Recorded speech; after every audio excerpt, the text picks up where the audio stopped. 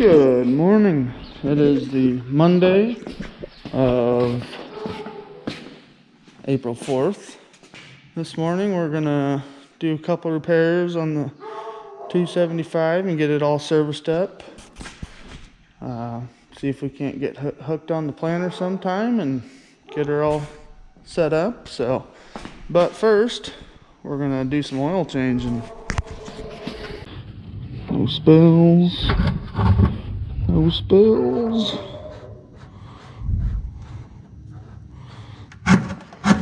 Alright, in the bucket she goes. Let's get the filters off.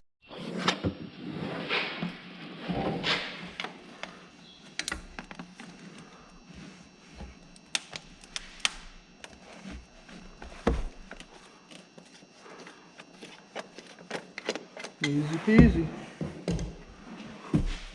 Now this, I already know I'm gonna make a mess. I don't like stabbing the filters.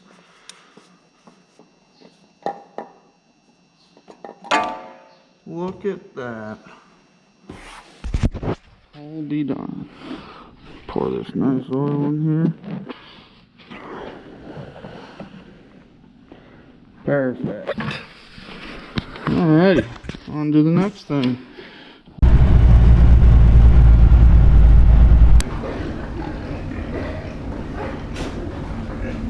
So we check on these pigs every day, twice a day or more, depending on what's going on. And we have a clipboard or a sheet of paper in every single barn to keep track of some stuff that we want to know, but also the packing plants, they require that we keep track of this stuff just for animal welfare. Really, we are out here doing everything possible that we can to give these pigs the best life possible. I mean, look at them. They look like they're having a pretty good time. They're still waking up. They're just hanging out. But anyway, we keep track of things like how many pigs are in this barn. That's just a given, so that we can keep track of that. We keep track of the high-low. That's these two numbers you see here. So 73 was the high and 65 was the low within this particular barn. And we have the controllers that we can change that set point on depending on the size of the pigs. It's getting to be springtime and warming up, so maybe wouldn't get this question as often now that it's warming up. But occasionally I'll get people that I see out and about on a cold winter day, and they'll say, "Grant, are those pigs staying warm? It's really cold out." And I just kind of have to laugh in my head at first, because the easy answer is yes, they're staying warm. And as you see here, they are in this very controlled environment to where we can, it's warmer than a lot of people's houses, really. I mean, my house isn't as warm as these hog barns are to keep these animals warm. So long answer, short answer, on a cold winter day when it's windy and freezing outside, nobody wants to be outside. Well, these pigs are in here, 70 degrees. They have no idea how cold it is outside.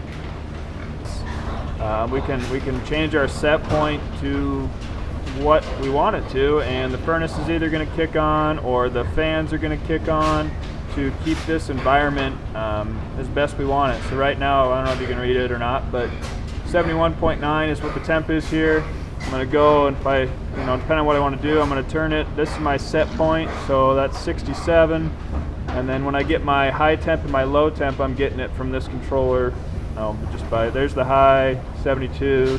Turn it again. There's my low, 71, and it's working. We got furnaces working. There's fans on all the time because we're trying to keep this environment dry, I guess is a good term. So these pigs right now, they're 100 to 120 pounds or so. When you get a barn full of them, it could be the coldest day in the wintertime, and these pigs will keep this barn at 70 degrees right where we want it without any added furnace or extra heat. There's just enough body temperature in this barn or in a barn to keep the heat where you want it without having to run the furnaces, which is great. Saves some money on heating costs, and then like I said, those fans are still working to, if it does get too warm, the fans will kick on and pull some of that hot air out. And then I should also mention these curtains. They're open walls with curtains that work within the controller as well. They raise or lower all automatically depending on what we have stuff set at to keep this environment where we want it. So it all comes back to that controller and where we have stuff set. Start with our first repair is replacing our SCV levers up in the cab. They had troubles with them on the grain cart last year, and they were still activating while they were supposed to be in neutral, so more than likely it's got little shorts in it somewhere. So we're gonna get that done and have the case guy come out and program them. These are the SCVs down here, the controls, I suppose you'd call them. So it's a 1/4-inch bolt on the bottom, and then to pop these up, take a pry bar, give it a little bit of a push down, don't force it, but then they'll slide right off. So we are going to be replacing 1, 3, and 4. See if we can get them out now. Alright, well guys, I got my brand new SCVs in. We're going to throw our bottom panel on. I think it's going to be a pain, but we'll see. And then we can get a hold of a case technician to come out and reprogram them for us. So, well guys, and just like that, see, it's all back together, all buttoned up. So now we're gonna use a dump truck and get rid of some more scrap steel. We always have way too much scrap steel laying around, so we got the tailgate flipped down and back down the hill and start throwing some stuff in from our piles.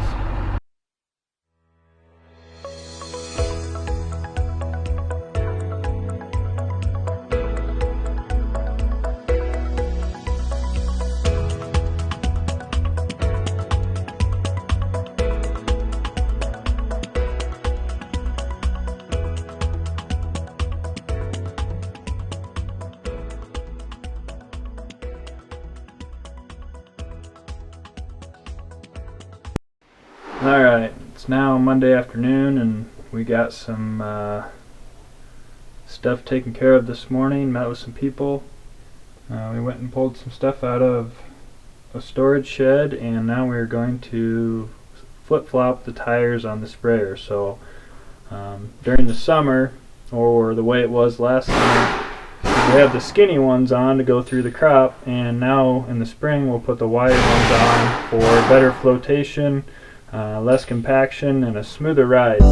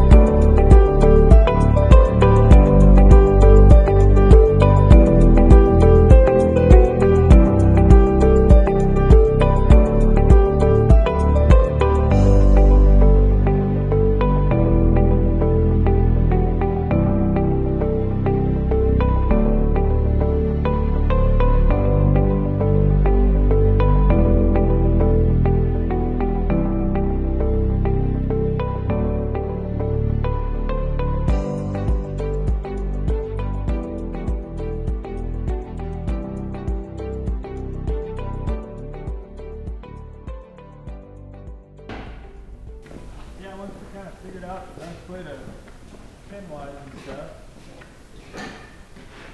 What do we do? I don't know, she sealed the stuff out there. And she got it all filled out and then tore it up. She made it out to Dean instead. I said, well, you could have left it at that. Not that big of a deal. I said, it's all beer money. She said, well, you better buy some steaks too. Well, that must mean it's decent. Yeah. Holy smokes! Holy smokes! Okay, we gotta have some guesses here. This is gonna buy a lot of beer. Huh. Well, there was approximately 2 ton or so of miscellaneous steel first load. So 300, I'm going to say 620. Yeah. Luke? 840. 948. Really? Only scrap today? Let's see the You wanna go roll copper. mine real quick? $236 in copper. Damn. That little tub of copper. Yeah. And he deducted another 100 pounds from the slop at the bottom. Oh, really? Because I told him about it. Yeah. And he said, well, thanks for being honest. Yeah. $210 per ton of unprepared. So Okay. that's like double what it was last summer. Yeah. We're in the wrong business.